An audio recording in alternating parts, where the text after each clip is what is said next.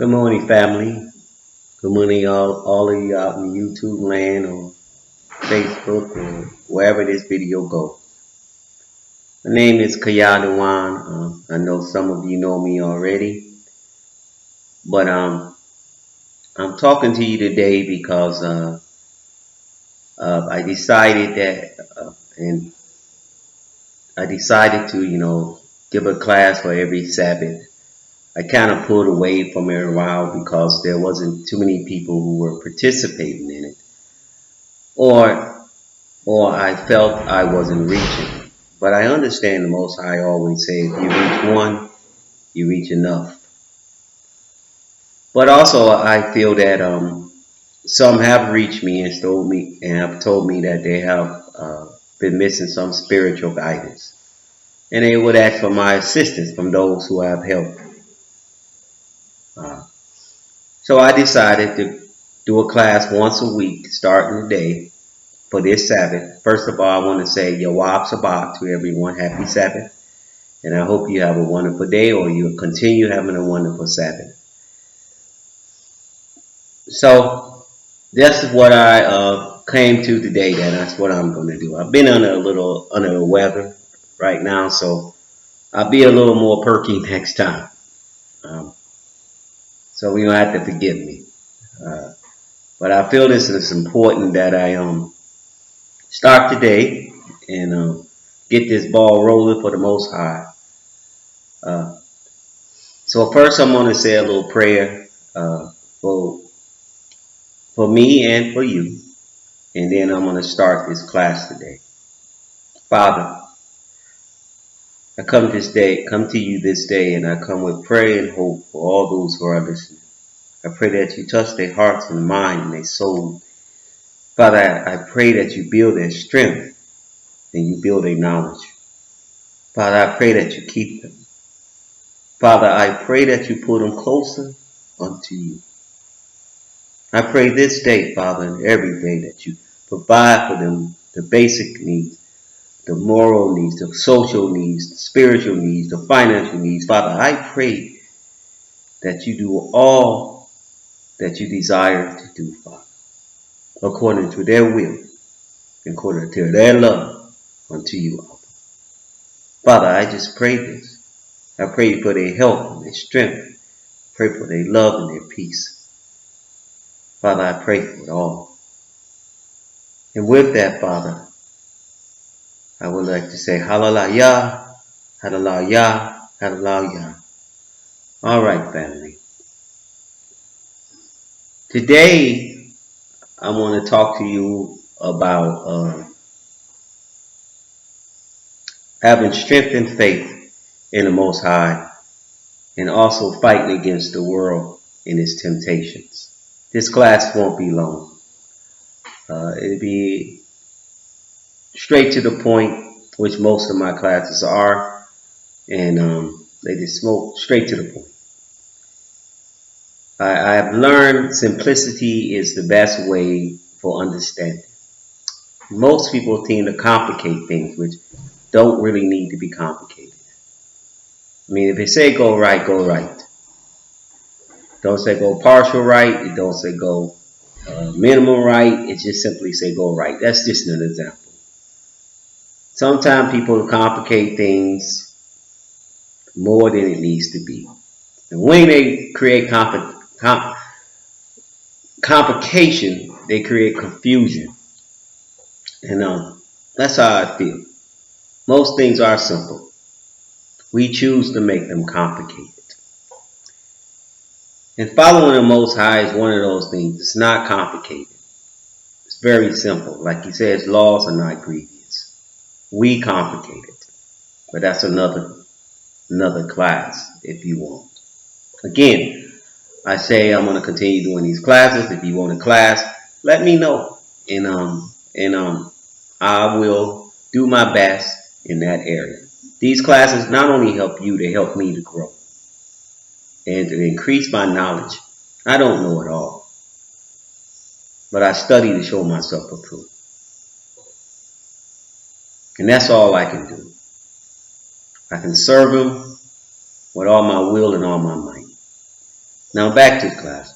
So first I'm going to talk about, you always can call out to the Most High.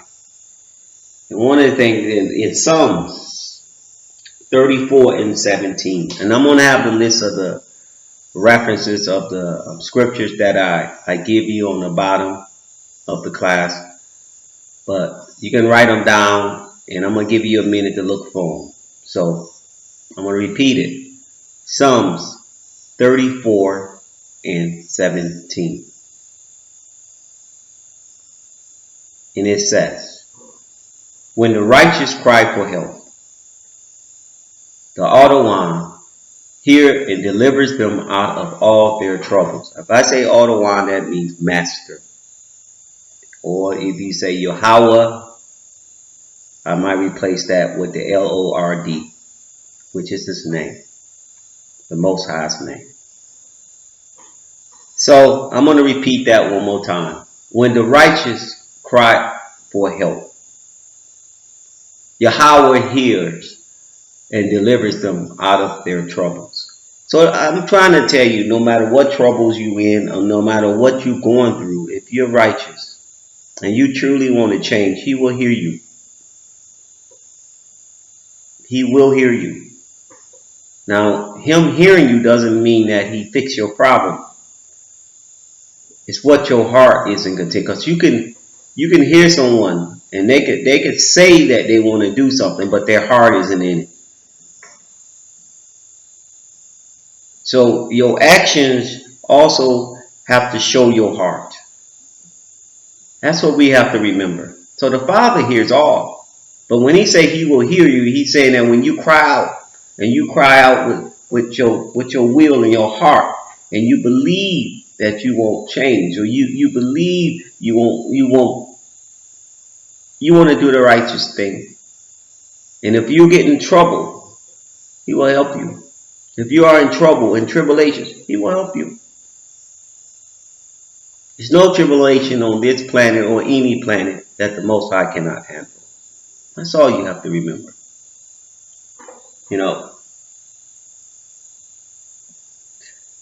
And when you're going through these things, it's not difficult. It's really not difficult. We all understand the basics of what we need to do. Prayer, cry out. We understand that we have to lean on him and not on ourselves. These things that we understand. We understand this. We know temptations are going to come into your life. I'm going to get into that just a little later. But like I said, it's not going to be a long class. So we have to be able to understand that this is part of what we have to go through. This is part of our tribulations. If you go to Philippians 4 and 6, he said, be careful for nothing, but in everything by prayer and supplication with the thanksgiving, let your requests be made known unto Allah. Be careful for nothing, but in every prayer and supplication with the thanksgiving, let your requests be made known unto Allah. Meaning when you going through it, don't be anxious. Don't be like it has to happen now. You have to have patience. But let your requests be known. He'll get to you on his time, not yours. We got to remember that we belong to him. He don't belong to us. He created us. We did not create him. So when we want things and we need things, we got to understand that's just how it works. It is what it is. You can't go into your boss's office and demand something right now. Your boss will laugh you out. Your boss gonna tell you, I'm the CEO of the company. You're not. What right do you have to come in here and demand something of me for my company and you work for me? Same concept. If you can see it in human terms, why can't you see it in heavenly terms? He will give it to you on his time when he feel like it. In the meantime, you got to have patience. So first, I want to talk to you about having faith. That's what faith is. You know, in, in Hebrews 11:1, you got to understand this. Hebrews 11:1. He talks about now faith is the assurance of things hoped for, the conviction of things not seen. I'm going to repeat that. Now, faith is the assurance of things hoped for and the conviction of things not seen. So the things that you want may not manifest yet, but you still have the insurance. Just like you buy insurance, it will come after death. If you get death insurance, you get paid after death. You are insured. You believe that once you leave, you put your payments into something that it will pay off your family when you go. Faith is the insurance of things hoped for, the conviction of things not seen.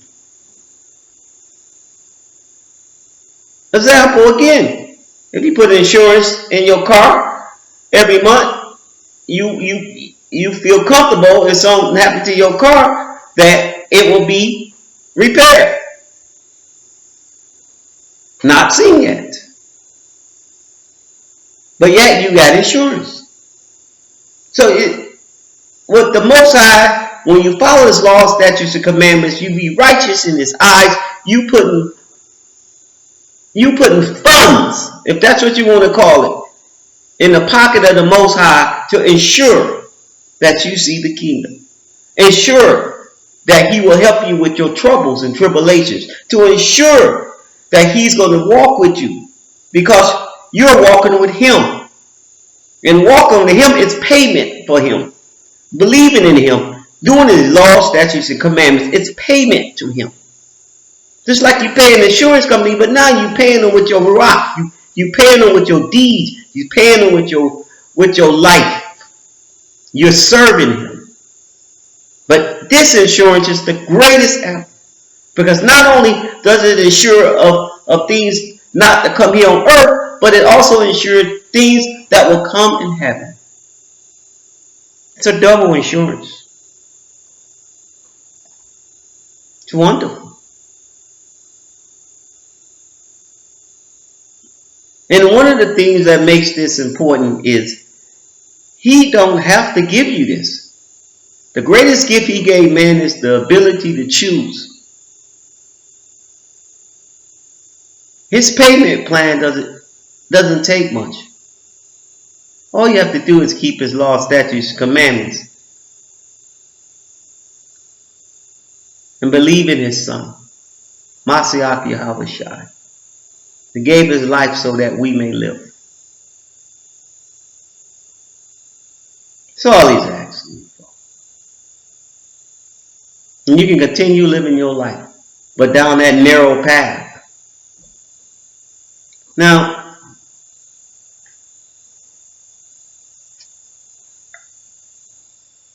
this is why it's important for us to maintain the faith and to be strong in it. You know, Revelations 3:10. Revelations 3:10 said, because thou hast kept the word of my patience, I also will keep thee from the hour of temptation, which shall come upon all the world to try them and dwell upon the earth. Now I'm going to repeat that. Because thou hast kept the word of my patience. The word is His laws, statutes, commandments. Because thou hast kept the word of my patience, I also will keep thee from the hour of temptation, which shall come upon all the world to try them that dwell upon the earth. This is in Revelation 3:10. That means that's why He tells you, you got to endure to the end. Enduring is keeping His patience. Enduring is keeping His faith. Enduring is keeping His law, statutes, and commandments. Enduring is keeping His word, which is the same. Enduring is showing him love. Now we all know what love is. John 5:2. Love is keeping God's law, statutes, and commandments. Now, like I always tell people, you can't hug God. You can't hug Allah. You can't. So how do you show him love? You can't give him gifts. You can't do anything for him other than keep his law, statutes, and commandments to show his love. That's how you show his love. By being obedient unto him. Not unto your own desires, but to his. It's simple as that. Now, if you want to make up something and lie to yourself and think it's more than that, then so be it. But you will be one of them that when they come and you say, I do not know you. I have never known you. You will be that one. Oh, but I hoop and hollered and yell up and down the room saying how much I love you, Father, and I have not known you. Sad, but it's true.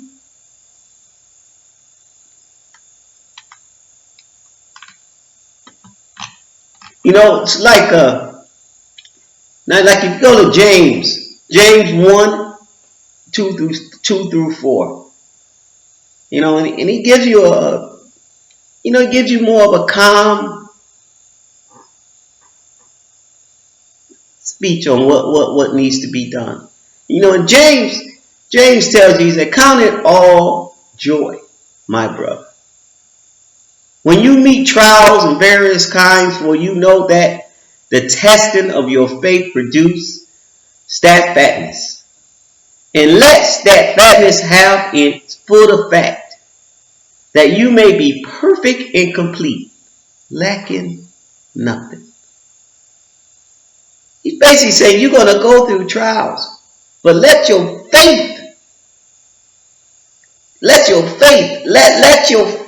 take over in the Most High and count it a joy, because it's going to make you stronger. It's going to make you better, like the $6 million man.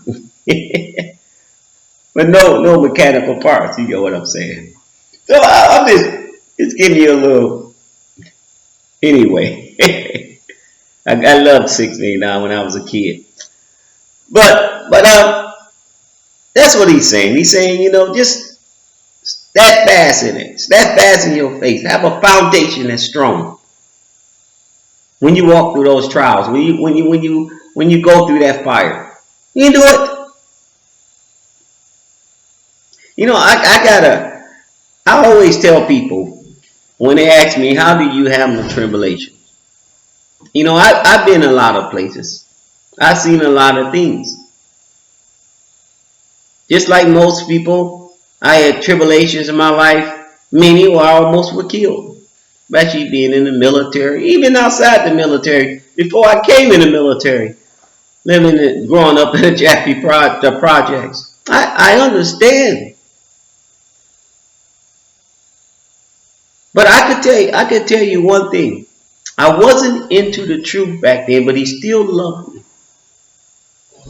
And he still protected me. And he still guided me. And I know I'm not worthy. But he knew I was worthy for his mission and to do his will, which I believe I'm doing even to this moment.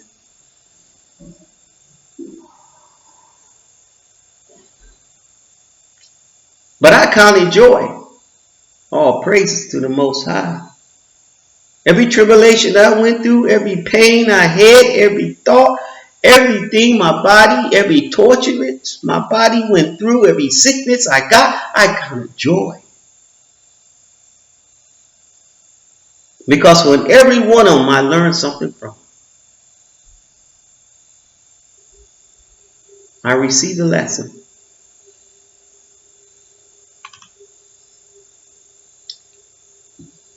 Now, one of the things that I got to talk about, I have to talk about this. You can't talk about maintaining your faith without talking about what tears down faith most. Temptation. Temptation in the world, temptation of things to come, temptation of money, temptation of women, temptation of drugs, temptations, desires. The devil works through desires. The devil works through temptations.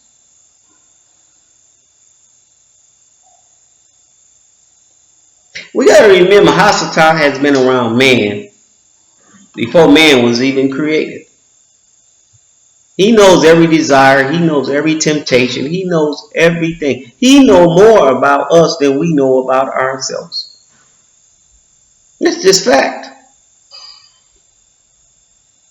If I was a deity and I watched you from creation till now, wouldn't I know? Wouldn't you know more about that species than it probably know about itself? And that's okay. That's why the Bible says lean on the Most High and not yourself. Doesn't mean on not your own understanding, but His. Because you're not going to defeat Hasatan on your own. That's just not going to happen. Now, if you think you're all powerful and you can do that, hey, so be it, go for it. But I understand my powers lie in the Most High, in His Son, Mashiach Yahushua. I know that. I know the devil is an powerful being, but he has limits.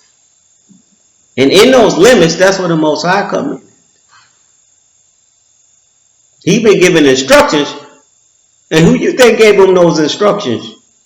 The Most High did. So he cannot do certain things. He's been limited.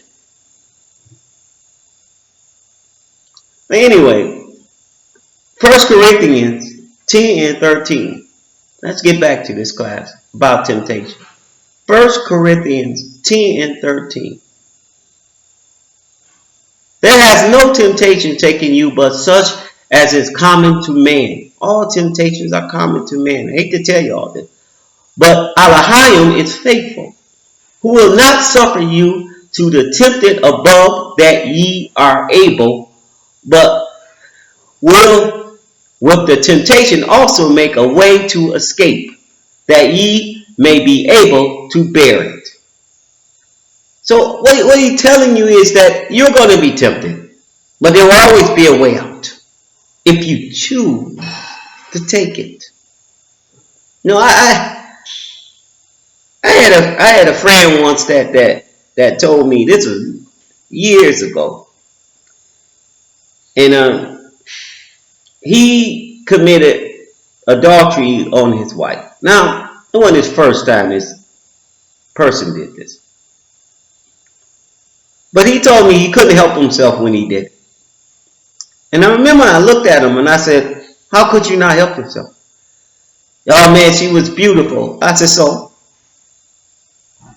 He said, man, you don't know, man. She was coming on to me. She invited me over her house. She kept asking me, and I went on. I said, first of all, why did you go to her house? Oh, she said that she needs some help. But you knew what she wanted. The same thing you wanted. But you were lying to yourself. See, that's what the devil will do. He make you lie to yourself. The Most High will always make a way out of any situation. Any situation. If you want to be righteous, you can be righteous. If you know a woman is interested in you and you married, then you avoid talking to her. You don't need to speak to her unless it's a work or business. If you find yourself moving close to her, you're doing that.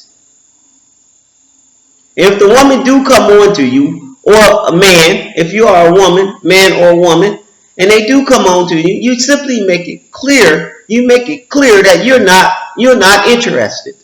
Not a maybe, not I'm a weak at the moment. No, I'm not interested in it. Now it's easy to do that in a lot of ways. Then the person pursue, then you got to be more aggressive to making them understand it. But you can't smile and giggle, man or woman, and think it's cute.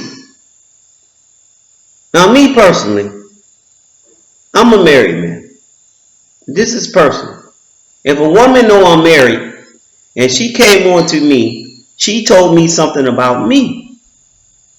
She think that I am willing and I will want to have an affair. She's questioning my morality. Now she already showed hers. Basically, she don't have any. But if she's coming to me, she's showing me that she think I am down with it. So now she's questioning my morality. That upsets me. That already upset me from the beginning. And it should upset you. If it don't upset you when another man is coming on to you and they know you married, especially if they know your husband, and it don't bring anger in you personally, that they're attacking your morality, they saying that I see something in you that you would go along with this. If you don't see it that way, then you have a problem that you can't look at yourself. When you have a problem, you got to first start looking at yourself. But that's an example. But that could be many types of sins. But if someone come to you and say, "Hey man, let's go steal this car," there's something in you that he saw that he believes that you will steal that car with him. It is. So now you got to start evaluating yourself. What am I projecting that this particular person believes that I will want to go help him steal a car? Think about that. You think you go to everybody and say that? No. Well, but back to the temptations. There's going to be a lot of temptations out there in the world. But hey, the world was given unto the hand of the wicked. We accept that.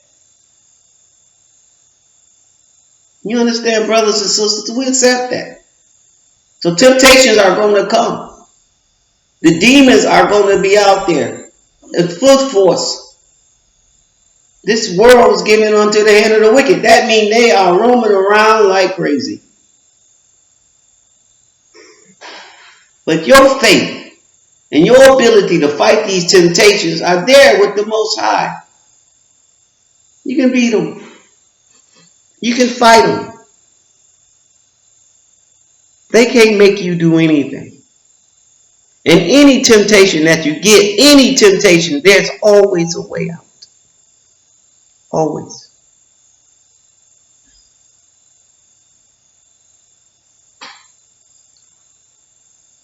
Tell you what, family. I'm starting to sweat, and that's part of the sickness I got right now.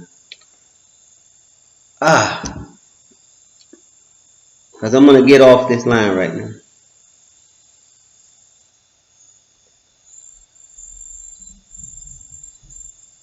Have faith in the Most High.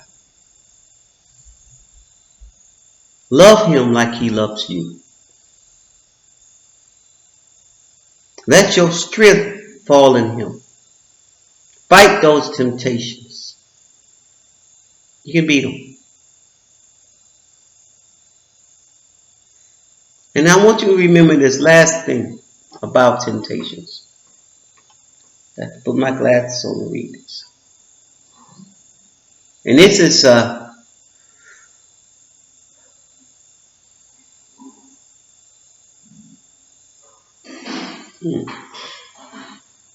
this is James 1:13. Let no man say when he is tempted, I am tempted of Elohim. For Elohim cannot be tempted with evil, neither tempted by he any man. So you can't blame the Most High when you're tempted. You can't. You can't say, "Oh, He gave it to me." No, He allowed it to, but He didn't tempt you. Because He does test you. He tests us every day. He tests you, He tests me, and He will continue to test. Because the gift that you get, the gift that you will retain, the gift that is waiting for you in the kingdom, is one worthy to be tested for. Not everybody's going to win or test well, score high enough to get in that kingdom. Yes, you have to be tested. And with that, brothers and sisters, I do love you. I do care for you, and I do pray for you. And like I said again, I'm going to give more classes every Sabbath. And if you have a class you wish for me to give, go ahead and just put it in the comment box, and I may get around to it. I can't promise you when, but I will do my best. Especially family.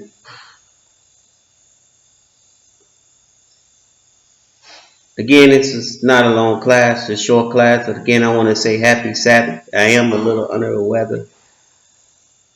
I love you all. And you take care. Shalom family. All praises to the Most High.